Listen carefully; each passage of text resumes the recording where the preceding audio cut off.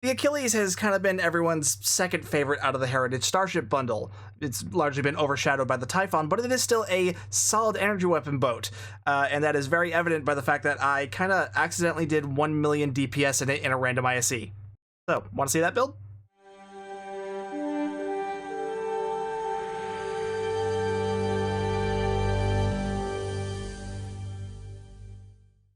So if you follow me on Twitter, or if you've been keeping an eye on the community tab of the channel, you know I had a bit of anxiety when it came to making this build video.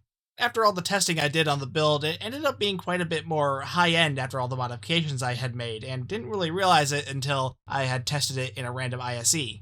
By which I mean there are a number of consoles and traits that are available only on premium ships. But those of you who commented, just do the build anyway, it'll be fine. Honestly, you're right, because ultimately at its core, this is just a cannon scatter volley build. It's not difficult to put together. Yes, I am using a number of consoles and traits that are only available on more expensive starships, but you can easily find substitute consoles that are better suited for your budget. Alright, let's get into the build itself. As I said, this is going to be a cannon scatter volley build, so obviously I've got a bunch of cannons in the front. I chose Phaser because, well, I'm on a Federation ship, on my Federation tune, so yeah, I'm usually going to end up choosing Phaser for that kind of situation. It's for more thematic reasons than anything else, but at the same time, Phaser is very easy to build for. The cannons I'm using are the Terran Task Force Dual Heavy Cannons, which are one of the most powerful energy weapons of the game. You can make these from the Terran Task Force reputation, but you do have to level it up to Tier 6 first, so that is going to be rather time-consuming. The Agony Phaser Quad Cannons off of the Terran Adamant. This is more here for flavor than anything else. I really liked the idea of having quad cannons on this ship because it's also got the Hexa Cannons. The thinking was just to get more cannons on the build, visually speaking. Quad cannons do perform pretty well, but honestly, dual heavy cannons still perform a bit better, so you might be better off going with just a normal dual heavy cannon. Kinda like the one I have over here. Yes, this one is an Agony Phaser Dual Heavy Cannon, which are technically lockbox weapons. If you don't have Agony Phasers, you can go with normal phasers, or really any flavor of phaser that you want, as long as it's a dual heavy cannon. Stats-wise, the only actual difference is going to be the proc, which is a 2.5% chance to do something. Since I'm only using 2 Agony Phasers on this entire build, the proc is going to make next to no difference whatsoever. So use whatever flavor of phaser that you like. Over here I've also got the Wide Arc Phase Dual Heavy Cannons, which are actually from the Lobi store. You know the phase cannons from Star Trek Enterprise? That's what these are supposed to be.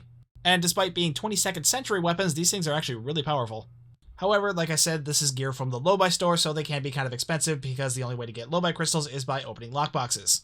Or from the yearly event campaign, which actually a lot of you are probably going to be finishing up pretty soon. But yeah, if you don't have the dual phase cannons, just go with another dual heavy cannon. Now, there are various types of cannons in Star Trek Online. There's turrets, there's single cannons, there's dual cannons, and there's dual heavy cannons.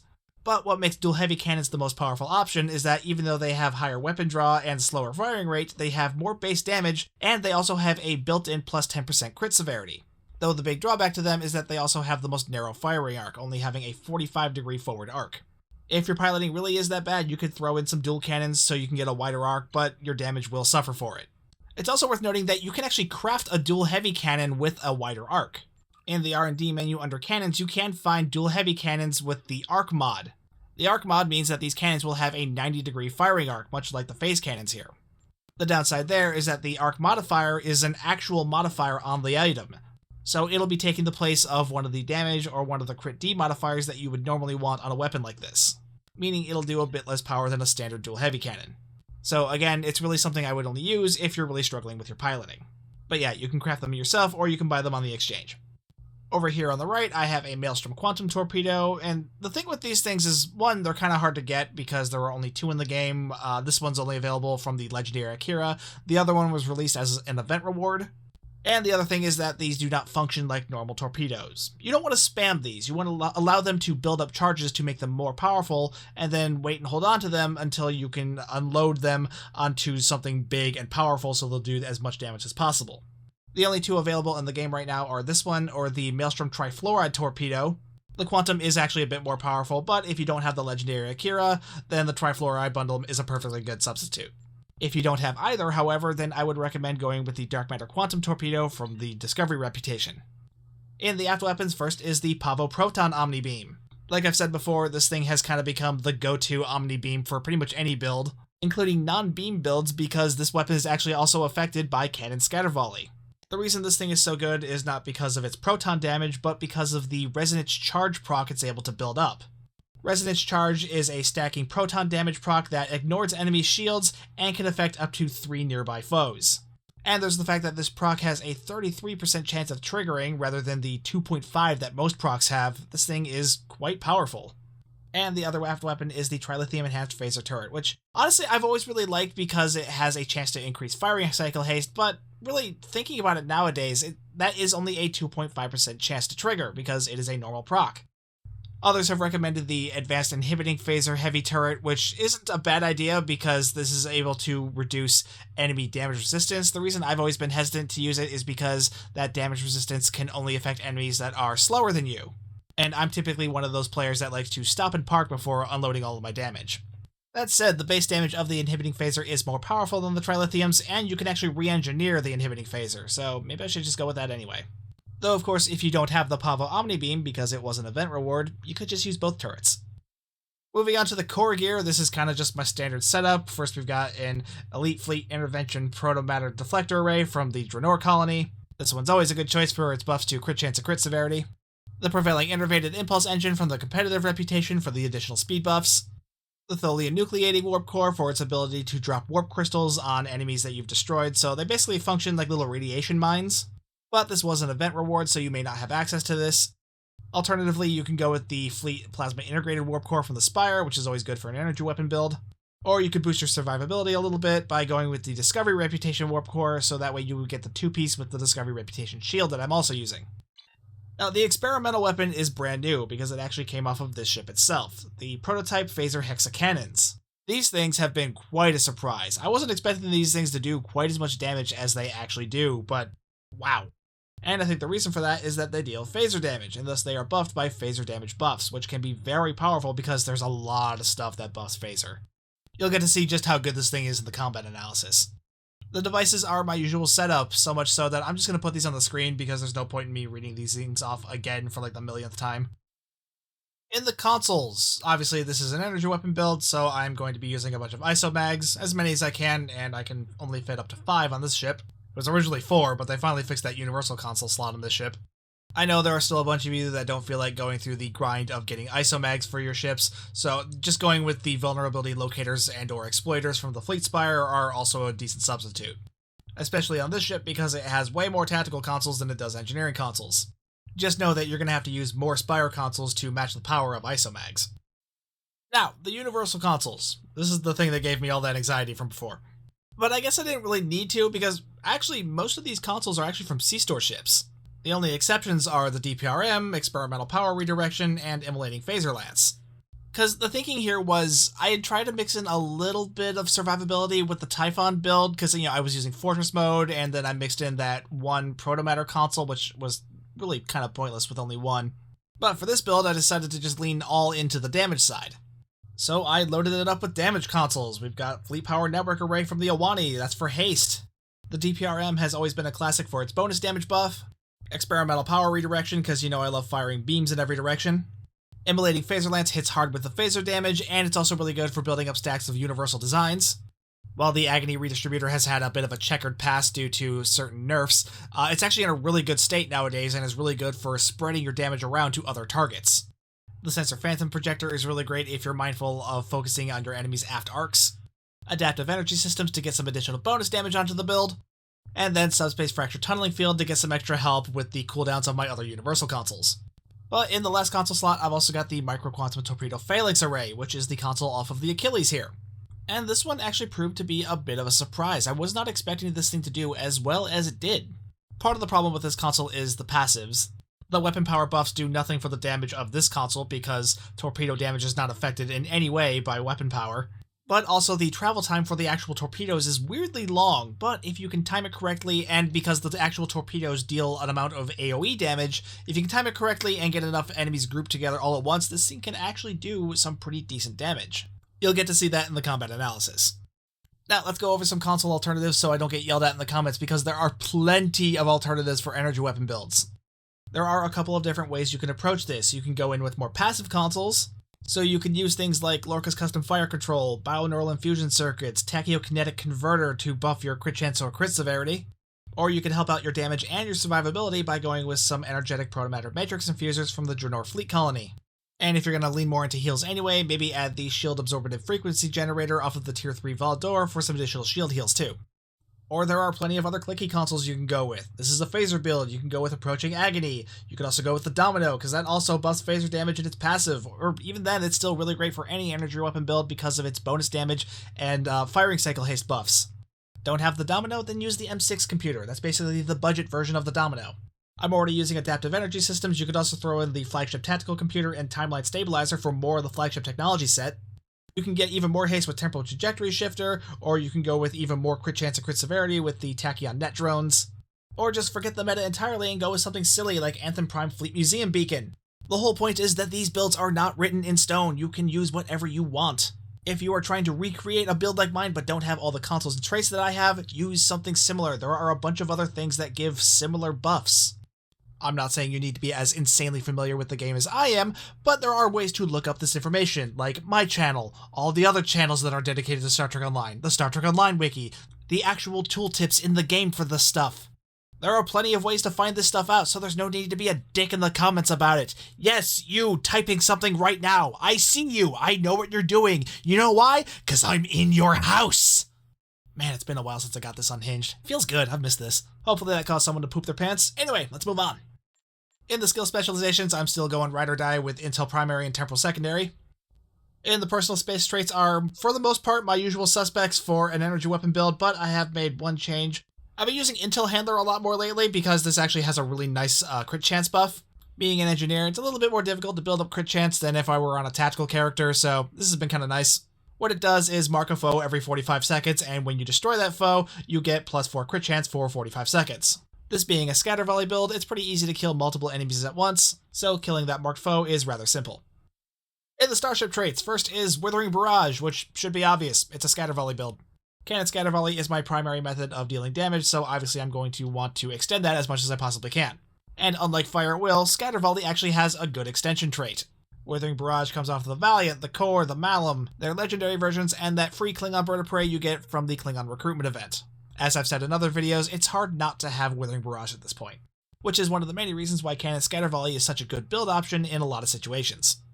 The next three traits are Emergency Weapon Cycle, Overpowered and Overgunned, and Calm Before the Storm, which come off of the Arbiter, the Legendary Defiant, and the Cardassian Flight Deck Carrier respectively. These are all here for buffing the haste of my energy weapons. They have other effects too, but it's really just the haste that I'm after. Well, actually the weapon power cost from the first two is also pretty nice, I shouldn't make light of that.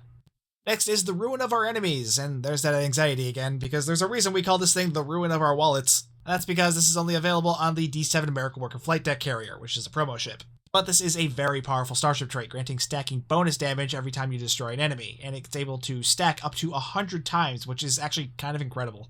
It can also lower the cooldown of your bridge officer abilities, so if you're missing any of those expensive Borg duty officers, this can help supplement Boimler effect. And some more premium traits, we've also got Terran Goodbye off of the Mirror Warship, which is here for buffing my crit chance, as well as the Crossfield Refit, which is here for more crit chance as well as crit severity. Now, just like with the consoles, I know I used a number of stuff off of really expensive starships, so let's go over some alternatives. With an energy weapon build, you're only looking for certain buffs. Crit chance, crit severity, firing cycle haste, damage buffs, especially if they're bonus damage buffs. They can be general damage buffs, or they can be more specific damage buffs, like to your energy weapons or to a specific energy weapon damage type, like Phaser. There's a lot of those out there, like Improved Critical Systems, which is good for crit chance and crit severity. Direct from Shadows, which gives a little bit of crit chance and bonus damage. Onboard Dilithium Recrystallizer can be really great for bonus damage, especially if you pair it with the console from the Tier 1 Oberth. That's a trick I've done many times on the channel before. Pilfered Power is another one that's really good for budget builds. There's also Super Weapon Ingenuity if you're using a spammable torpedo like the Dark Matter Quantum. You could also get away with Temporal Tunneling as long as you have at least one Bridge Officer ability that deals exotic damage. This was not quite as budget friendly because it's off a legendary ship, but Thirst for Battle would also be pretty good here because this is a cannon build, especially if you struggle with piloting, because that gives some pretty nice buffs to speed and turn rate. But yeah, there are plenty of other traits that I didn't use that you can still easily go with. I'm sure there are more that I didn't even mention because there are just so freaking many traits in Star Trek Online, it's hard to go through each and every one. So read up on tooltips, browse the wiki, see what works best for you for both performance and for your budget. There is plenty you can do to take things into your own hands rather than just screaming at me in the comments. Yes, I'm still talking to you, guy from before. I know you're not still here, that you clicked off the video as soon as I called you out, but I'm still here. I'm still in your house. That sound you heard in the kitchen, that wasn't your house settling. That was me. You're out of mayonnaise. Alright, moving on to the bridge officer seating, and looking at it, you can kind of see why this wasn't a lot of people's top pick out of this latest bundle. Double Miracle Worker seating really isn't looked upon the most favorably, largely because there aren't a lot of Miracle Worker abilities that are that useful. As you can see, I'm only using 2 on this build. However, the seating on the Achilles here is still pretty solid. I'm using one of the universal seats as a science seat, so coupled with the ensign science seat, I've got a good number of unconventional systems triggers. Those being Jam Targeting Sensors 1, Scramble Sensors 1, Gravity Well 1, and Tractor Beam 1. So these, coupled with the console from the Tier 6 Obelisk, console cooldowns really aren't going to be a problem. The Lieutenant Universal, which I'm using for an engineering seat, has Emergency Power to Engines 1, and Emergency Power to Weapons 2. Oh my god, I just realized I forgot to put on Ship of the Line. That is super embarrassing, and I would probably trade out Overpowered and Overgun for it. That is quite a bit of crit severity I missed out on because of that. Whoops. Anyway, moving on, the tactical seating, which this ship actually has quite a lot of, having a Commander and Lieutenant Commander tactical seat. Fortunately, the Commander seat is one of the Miracle Worker seats. Obviously, I have Cannon Scatter Volley 3 to buff my cannons. I also have enough room for Torpedo Spread 3, which is nice because that means I'm getting the most buff for my Maelstrom Torpedo. I've also got Attack Pattern Beta 1 for the debuff, and Chemosite Lace Weaponry for some extra radiation damage to my weapons. And in the other ensign seat, I put Tractor Beam Catapult, which, just like Chemosite Lace Weaponry, can also be found in the lockboxes, or the exchange. This one I don't think I've actually used on the channel before. What it does is, well, pretty much what it sounds like. It hurls a big rock at your enemy, and it'll also do a pretty decent amount of kinetic damage while doing so. Now, because this ability is obtained from the lockboxes, it can get pretty expensive on the exchange. Another good alternative would be Tactical Team. For a long time, Tactical Team was no good to use because it was capable of interrupting your firing cycles, but its activation time has since been adjusted, so that shouldn't be a problem now. The duty officers, again, usual setup. The same Borg duty officers I often use, some energy weapon guys for crit chance and crit severity, and the emergency con hologram to lower the cooldown of evasive maneuvers. These work for me, but obviously you'll probably want to adjust things accordingly to better suit your build. Alright, now let's get a look at the ISE demonstration and then the combat log.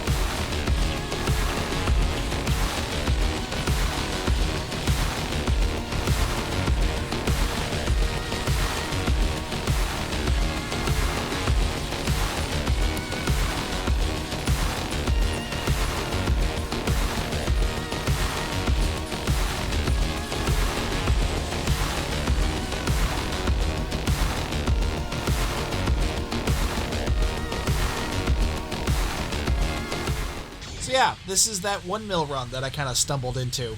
At the start of the video when I said I accidentally did 1 million DPS with this build, that was just because I wasn't expecting to do those kind of numbers because this was just a random ISE. I wasn't expecting to stumble into what was basically a supported run. That guy running in the sticks, he was definitely running some sort of tank support run because he was running Baul weapons, so he was attracting all the threat. He was also running Type 7 shuttles and the Terran McGee frigates, so there was a good amount of debuff going around. Plus, the rest of the team wasn't doing that much damage, so there really wasn't any competition for DPS. Which I don't mean to sound like a boast, but I mean, come on, look at that. Looking at the damage log, you can see what I was talking about with the Hexa cannons because they came in second in overall damage. Frankly, they probably would have come in first if I wasn't using Agony Redistributor, which is where most of that pet damage is coming from. Seriously, this is an experimental weapon that outperformed the Terran Task Force Dual Heavy Cannon. And not by a little bit, that is a 50k DPS difference. Going into the pet damage, you can see things like Boar Cube and the Nanite Transformer doing most of the damage. That's just because that's how Agony Redistributor works. But the big surprise in here was the Micro-Quantum Torpedoes. Or at least, I thought this was a big surprise. Honestly, I'm not so sure anymore. You see, the targeted and seeking Micro-Quantum Torpedoes, those are both from the Achilles console. The targeted ones go after your target, and the seeking ones go after whatever's nearby.